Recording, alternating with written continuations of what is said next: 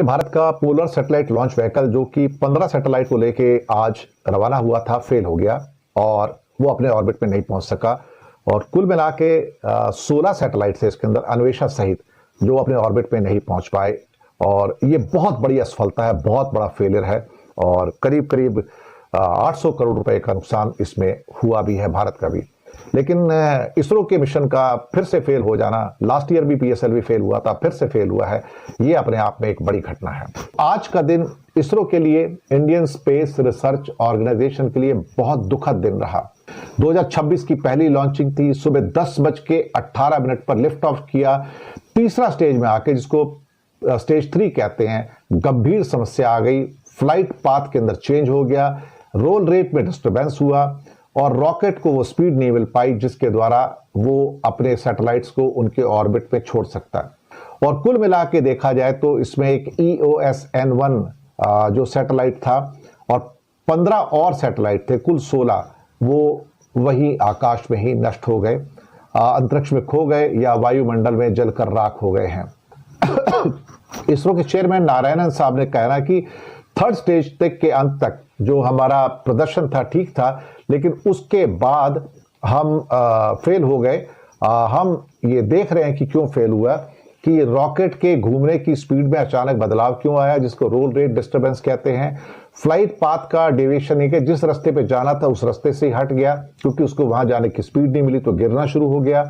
और अब कमियां क्या है, ये तो सॉलिड मोटर में जो कमी हो सकती है, नोजल कंट्रोल में समस्या हो सकती है, पता नहीं क्या टेक्नोलॉजिकल समस्या, मैं टेक्निकल आदमी नहीं हूं।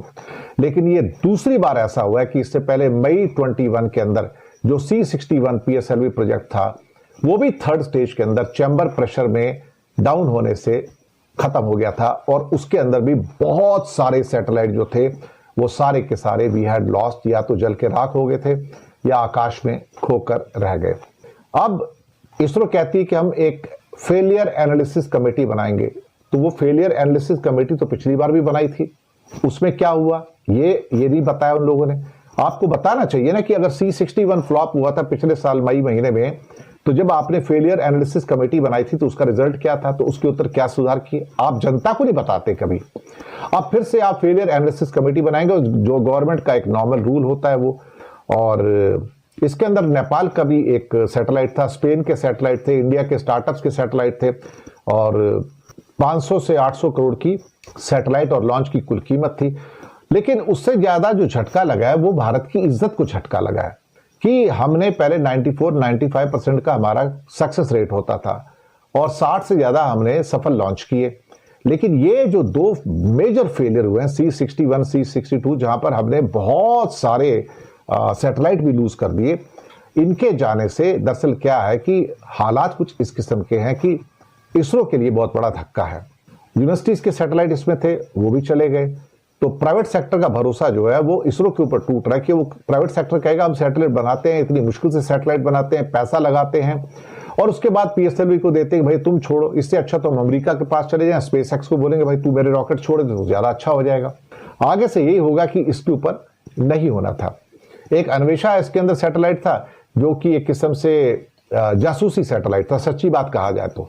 अब वो भी पूरा का पूरा क्या कि स्पेस के अंदर खो के चला गया और डैबरी के रूप में या जल गया होगा, राख हो गया होगा। तो अब इसका जो असर होगा, जो आपके बाकी चंद्रयान मिशन हैं, गगनयान मिशन हैं, उन सब के ऊपर ये पूरा का पूरा असर पड़ेगा और ये बड़ी फेलियर है, ये बहुत बड़ा फेलियर है। अब पहले बताया था कि फेलियर एनालिसिस कमेटी जो थी उन्होंने जांच पूरी कर ली, छोटी समस्या थी और प्राइम मिनिस्टर को अपना रिपोर्ट दे दी। प्राइम मिनिस्टर को रिपोर्ट दे क्या करेंगे भैया, ये प्राइम मिनिस्टर कुछ समझ आता है क्या, वो तो खुद इतना पढ़ा लिखा नहीं है, उसकी डिग्री का भी पता नहीं है, तो उसको रिपोर्ट भेज के क्या फायदा, फॉर्मेलिटी पूरी करते हैं। लेकिन अब इसरो की जो कमजोरी है, ये परंपरा है कि पहले फेलियर रिपोर्ट को पीएमओ को दिया जाता है और बाद में जनता के सामने रखा जाता है। तो जनता के सामने तो आता ही नहीं क्या फेलियर हुआ है, तो बताते ही नहीं कई बार। हिंदुस्तान ने पाकिस्तान की जासूसी करने के लिए खला में 16 सैटेलाइट भेजे थे, जो 16 के 16 ही तबाह हो चुके हैं। जी हाँ, सैटेलाइट जो हिंदुस्तान ने, इसरो ने भेजे थे, वो सारे के सारे तबाह हो चुके हैं। वो ये है कि वो अपने जो मुकर्ररा जो हदफ है वहाँ पर पहुँच ही नहीं सके, जिसकी वजह से वो उनका मलबा सारा जो है वो तबाह बर्बाद हो गया और वो गिर गया। तो इंडियन मीडिया का ये कहना है, ये कंफर्म करना है कि इंडिया के जो सैटेलाइट्स हैं वो सारे के सारे गिर गए हैं और ये मिशन नाकाम हो चुका है और अभी तक इसका जो है वो इसकी कोई पेशरफ्त नहीं है। तो जो हिंदुस्तान जो है ये पाकिस्तान के खिलाफ जासूसी करने के लिए सैटेलाइट भेज रहा था। हिंदुस्तान को इसमें एक बुरी तरह शिकस्त का सामना करना पड़ा है। हिंदुस्तान जो है वो खुद को विश्व गुरु कहता है, लेकिन वो अभी जो है वो इस काबिल नहीं हुआ कि वो खुद को विश्व गुरु साबित कर सके। तो नाज़रीन, आपका इस वीडियो के बारे में क्या ख्याल है? कमेंट सेक्शन में अपनी राय का इज़हार कीजिएगा। वीडियो को अच्छी लगी हो तो हमारी वीडियो को लाइक कीजिएगा, हमारे चैनल को सब्सक्राइब कीजिएगा। शुक्रिया।